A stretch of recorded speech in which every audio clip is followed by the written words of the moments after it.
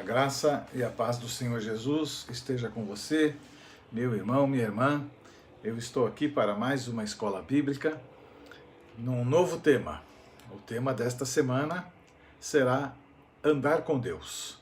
Encerramos ontem o tema a vida espiritual, autêntica. E vamos agora dar início a andar com Deus. Nós temos 4 temas para trabalhar neste mês, como eu também já havia dito para todos vocês anteriormente sobre o fato dos 4 temas escolhidos. E vamos depois escolher um tema para a gente trabalhar sistematicamente, para poder aprofundar um pouco mais. Porque numa semana fica tudo muito raso e a gente não consegue aprofundar demais, porque senão o horário vai longe, fica muito cansativo para todos vocês também. Mas vamos lá. O que significa andar com Deus no século XXI? O que significa andar com Deus neste momento de vida que nós estamos vivendo, que isso foi surpresa para nós, mas não foi surpresa para Deus? O que significa andar com Deus debaixo de tantas ideias que muitos crentes, líderes espirituais, entre aspas, estão falando aí, que está acontecendo por conta deste momento que nós estamos vivendo? Tem pessoas dizendo que nós estamos no fim do mundo. Tem pessoas dizendo que então Cristo ele está voltando. Então tem pessoas dizendo um monte de coisa, né? Como se este fosse o momento propício para isso. Não que eu saiba quando ele vai voltar, porque não foi me dado a saber também. Tá? No entanto, a palavra diz que aqueles que são do Senhor saberão quando ele estiver voltando. Então, este momento da nossa vida faz parte daquilo que Jesus falou. Neste mundo vocês terão muitas aflições. Mas o que significa andar com Deus neste momento? Neste momento que muitas pessoas podem estar perguntando: onde está o teu Deus? E é isso que nós vamos hoje, de uma maneira muito breve e nem tão profunda assim, trabalhar essa questão. Tá bom? Então vamos lá, vamos dar início. O que significa andar com Deus no século XXI? Andar indica ação dinâmica, necessária e contínua. Andar fala da prática diária de agradar a Deus e de decisões tomadas sob a orientação dele. Andar fala de nossa forma de viver neste mundo, de nosso estilo de vida. Então, quando nós citamos a palavra andar com Deus, nós estamos citando como é que você tem vivido neste mundo. Como que você tem mantido as coisas que você está fazendo. Você tem dado bom testemunho do Senhor? Andar com Deus é a forma da gente poder demonstrar que estamos andando com Ele no dia a dia aqui neste mundo. É um estilo de vida. A Bíblia fala de um homem que agradou demais o Senhor, ao ponto de Deus levar ele embora com ele. Chama-se Enoque. Não é o nosso irmão Enoque aí da igreja. Mas este também chamava-se Enoque. A Bíblia fala pouco sobre o servo Enoque, mas aquilo que ela diz sobre ele é o suficiente para que a gente entenda a afinidade, a intimidade, a maneira com que aquele homem de Deus andava com ele. Vamos ver então o primeiro ponto de andar com Deus, porque andamos com Deus hoje quando fazemos a sua vontade. Tenha isso claro. Muitos crentes têm a questão de fazer a vontade de Deus, Ah, eu estou fazendo a vontade de Deus, mas será que é a vontade de Deus mesmo? Você tem certeza de que é a vontade de Deus? Isso é muito característico de quem quer explicar a ação de algo que está fazendo, mas não chegou a ouvir de Deus que é a vontade dele. E é muito importante quando eu e você podemos ouvir a vontade de Deus. E para ouvir a vontade de Deus, você tem que se agradar dele. Você tem que se deleitar nele. Você tem que sentir prazer nele. Você tem que querer agradá-lo sobre todos os aspectos, independente de quem você está desagradando. Veja só o Salmo 40, no verso 8. Deleito-me em fazer a tua vontade, ó Deus meu. Sim, a tua lei está dentro do meu coração. Veja só o que o salmista está falando. É fácil fazermos a vontade da carne, do ego, o eu carnal. Fazemos as nossas vontades ao invés da vontade de Deus. É fácil buscarmos as coisas desse mundo, abraçando as práticas carnais, do que abraçarmos as questões divinas, introduzidas e dirigidas por Deus. Fazer a vontade de Deus pode não ser fácil. Pode não ser fácil. Jesus nunca disse que seria fácil a caminhada com Ele. Exige renúncia. Você tem que deixar você, para que você possa deixar Deus viver em você. Pode ser um preço alto a pagar. Pode ser que você vai ter que abrir mão de muita coisa. Não importa. Aquilo que vem do Senhor para a tua vida, para a minha vida, vai suplantar tudo isso. Você pode ouvir zombarias, calúnias, infâmias e as perseguições por causa de fazer isso, de realmente abrir mão de você, das coisas carnais, para servir a Deus. Você quer fazer a vontade de Deus? Você tem que perguntar isso para você. Vai ter que passar pelas lutas e renúncias da vida para poder ser chamado homem ou mulher que andou com Deus. Você faz ideia de quando Deus falou com Noé, e Noé foi outro personagem, outro homem que andou com Deus. Quando Deus condenou o mundo e chamou Moisés então e disse para Moisés que Moisés ia ter que abrir mão de tudo na sua vida. E além de abrir tudo, a mão de tudo na sua vida, ele teria que construir o barquinho. E Noé ficou ali anos a fio. Como o povo vivia muito, né? Anos a fio.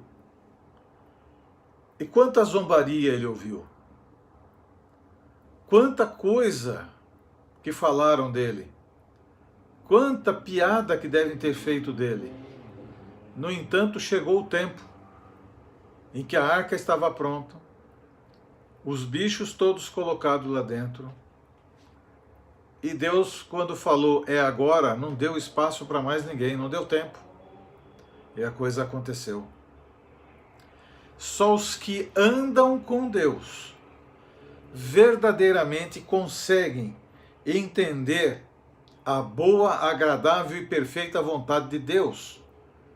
Só os que andam com Deus é que são levados a assumir e são arrebatados no seu interior. Ainda que o seu exterior esteja aqui, mas o seu interior foi arrebatado com Deus. Só esses. Então, andar com Deus hoje, século 21, é quando fazemos a vontade dele. 2. Andamos com Deus hoje quando somos obedientes. Quando nós somos a obediência, fala diretamente ao coração de Deus, meu irmão, minha irmã. A obediência, ela toca profundamente o coração de Deus.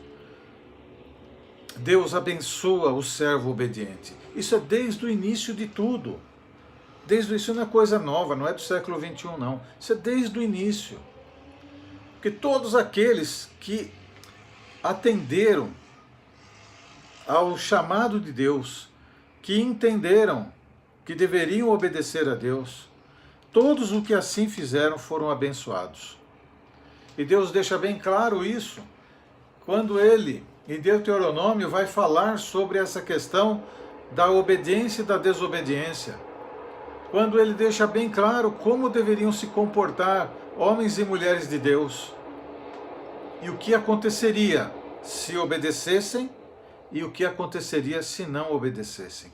Então, a linha aqui, a linha que eu quero trazer não é uma linha de medo, não, em hipótese alguma, mas é um alerta para que eu e você, que desejamos andar com Deus, possamos então estar identificando a seriedade, com profundidade e com a dimensão de que isso representa. Veja só. Samuel disse: tem porventura o Senhor tanto prazer em holocaustos e sacrifícios, como em que se obedeça a palavra do Senhor? Eis que obedecer é melhor do que sacrificar, e atender melhor do que gorduras de carneiros. A obediência vai acima de toda e qualquer coisa. Não adianta, tem gente que vive jejuando, faz 40 dias de jejum não sei do que, depois faz mais não sei quanto jejum, não sei do que, mais não sei o que lá, mas o seu interior não muda. O seu interior não muda. Esse sacrifício Deus não aceita, Ele não recebe, porque Ele não quer sacrifícios. Isso é coisa do passado, isso é coisa do Antigo Testamento. Em Cristo Jesus, Ele se fez propiciação, sacrifício por mim e por você. Entende? Em Cristo Jesus, Ele se fez. A nós o que resta? Olharmos para a palavra de Deus. Olharmos para a palavra de Deus. E observar o seguinte: quando o Senhor Jesus fala, aquele que tem os meus mandamentos e os obedece, este é o que me ama. E aquele que me ama será amado de meu Pai. Eu também o amarei e me manifestarei a ele. João 14, 21. O que ele está falando? A obediência por amor. Em Cristo Jesus, a obediência é por amor. Obedecer por obedecer não fala diretamente mais ao coração de Deus. Mas a obediência por amor move a mão de Deus na direção da necessidade dos seus servos. Pense nisso, meu irmão, minha irmã. Em João 15, 14 diz: vocês serão meus amigos, se fizerem o que eu lhes ordeno. Entenda, nós vivemos numa sociedade que tem dificuldade com quem ordena, com quem manda. E existe até o que diz assim, politicamente correto. Politicamente correto é você sugerir. Politicamente correto é você orientar. E assim por aí afora. Não, Jesus ele não mudou para essa questão do politicamente correto. Ele continua ordenando. E se eu e você quisermos ser abençoados, abençoadas, devemos fazer o que Ele está ordenando. Vocês serão meus amigos. É simples. É simples. A obediência é uma das ordens mais cobradas por Deus na vida dos seus servos, daqueles que foram salvos em Cristo Jesus. Tem muitos crentes que não querem obedecer a Deus. Não querem. Agora, você imagina o seguinte: se o cristão ele tem dificuldade em obedecer a Deus, você acha que ele vai obedecer à liderança da igreja? Você acha que ele vai obedecer ao pastor na igreja? Por exemplo, o pastor dá uma direção daquilo que precisa fazer. Aquele que não obedece a Deus, a primeira coisa que ele faz é contestar a orientação que o pastor está dando. É natural isso. É a expressão clara da falta de obediência a Deus. A obediência ela não é difícil quando a gente tem por princípio amar a Deus. Terceiro, andamos com Deus hoje quando praticamos a fé. Quando nós praticamos a fé. Ora, é muito simples. Hebreus 11, de 1 a 6, fala bastante sobre isso. É um texto muito conhecido de todos vocês também. Mas ele é a expressão da verdade, e mais do que ele ser uma verdade teológica, em que nós devemos estar repetindo, ou que devemos apenas saber intelectualmente, nós devemos viver isso dia a dia em nossa vida. Ora, a fé é a certeza daquilo que esperamos e a prova das coisas que não vemos, pois foi por meio dela que os antigos receberam bom testemunho. Pela fé, entendemos que o universo foi formado pela palavra de Deus, de modo que o que se vê não foi feito do que é visível. Pela fé, Abel ofereceu a Deus um sacrifício superior a Caim. Pela fé, ele foi reconhecido como justo, quando Deus aprovou as suas ofertas. Embora esteja morto, por meio da fé ainda fala. Pela fé, Enoque foi arrebatado, de modo que não experimentou a morte. Ele já não foi encontrado, porque Deus o havia arrebatado. Pois antes de ser arrebatado, recebeu testemunho de que tinha agradado a Deus. Sem fé, é impossível agradar a Deus, pois quem dele se aproxima precisa crer que ele existe e que recompensa aqueles que o buscam. Olha só, estes exemplos de fé, essa síntese da fé, é muito claro. A fé é o firme fundamento. A fé traz para hoje aquilo que estamos esperando que aconteça. Pela fé nós temos que viver a vinda do Senhor Jesus agora, para que, quando acontecer, estejamos prontos para com Ele ir. Viver pela fé é esperar de Deus as suas bênçãos, sabendo que na hora certa se manifestará.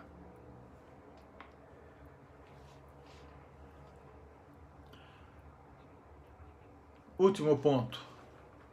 Andamos com Deus hoje quando vivemos segundo os preceitos de Cristo. Veja só,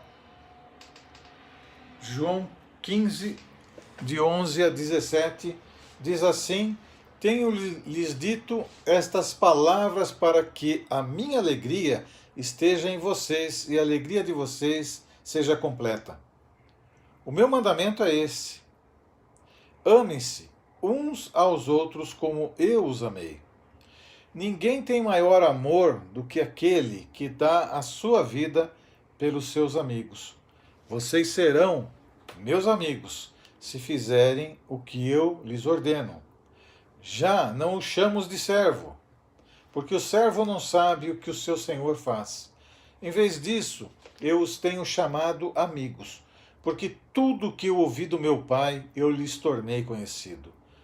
Vocês não me escolheram, mas eu os escolhi para irem e darem fruto. Fruto que permaneça, a fim de que o Pai lhes conceda o que pedirem em meu nome. Este é o meu mandamento: amem-se uns aos outros. Irmãos, prestem atenção no texto. Frutos, fruto que permaneça. Qual que é a finalidade desses frutos que permaneça? A fim de que o Pai lhes conceda o que pedirem em meu nome. Ou seja, frutos passageiros, frutos que não produzem outros frutos, frutos que morrem. Vai fazer o quê? Ao contrário desta palavra. Entenda isso. Entenda isso. É muito importante entendermos o que é andar com Deus. O que isso representa na minha e na sua vida e de que maneira a nossa família e os nossos queridos serão abençoados por conta disso. Frutos que permaneçam. Frutos da evangelização, frutos da edificação, frutos de uma vida íntegra, frutos de uma vida irrepreensiva, frutos de uma vida que agrada ao Senhor, independente do que esteja acontecendo, independente de ter muito, independente de ter pouco, independente de ter nada, independente do que se tenha, independente da circunstância. É isso que ele está falando, desse fruto que permanece, a fim de que o Pai conceda tudo aquilo que for pedido. É a palavra de Jesus nesse texto. Entenda isso. Entenda isso.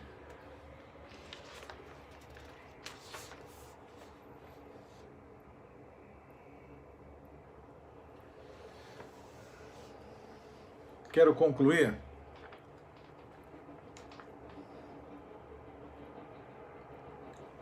da seguinte maneira. Andar com Deus é caminhar acima das dificuldades e das limitações que este mundo nos impõe. Andar com Deus é vê-lo em glória e majestade diariamente. Andar com Deus é não cumprir os desejos exagerados da carne. Andar com Deus é a única maneira de se vencer as tentações. Andar com Deus é levar alegria ao Criador. Andar com Deus é ser fortalecido dia após dia. Andar com Deus é ser transformado todos os dias de simples homem e mulher em homem e mulher do próprio Deus. Andar com Deus e obedecê-lo por amor é o que devemos fazer se de fato quisermos um dia ser chamados servos fiéis.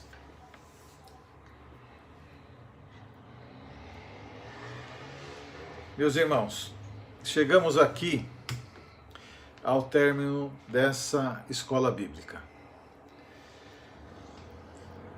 De forma muito rápida, nós temos um pouquinho mais de 20 minutos, procurei passar para vocês fundamentos claros do andar com Deus. E minha expectativa é que você, meu irmão, minha irmã, tenha entendido e deseje andar com Deus de coração, único e simplesmente para agradá-lo. Não para agradar-se, mas para agradá-lo. Esse é o desejo do meu coração e a minha oração por você. Espero que você tenha compreendido esta breve aula e tenha entendido. E, caso contrário, eu volto a dizer, estou à tua disposição, meu irmão, minha irmã, para poder ouvir você, a sua dúvida e ajudá-lo no seu questionamento. Tenho muito prazer em fazer isso, viu? Tá? Então, olha, essa conclusão deixa bem claro, espero ter sido claro também na exposição dessa aula e que Deus tenha te abençoado nesse momento.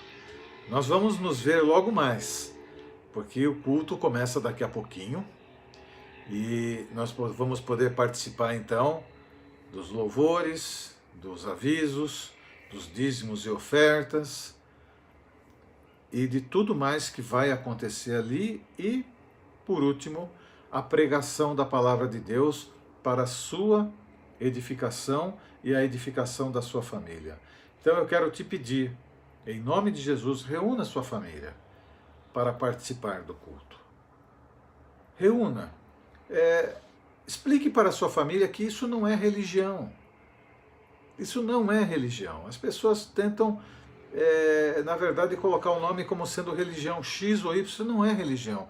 Isto é a palavra de Deus. A palavra de Deus está acima de toda e qualquer religiosidade, de toda e qualquer denominação.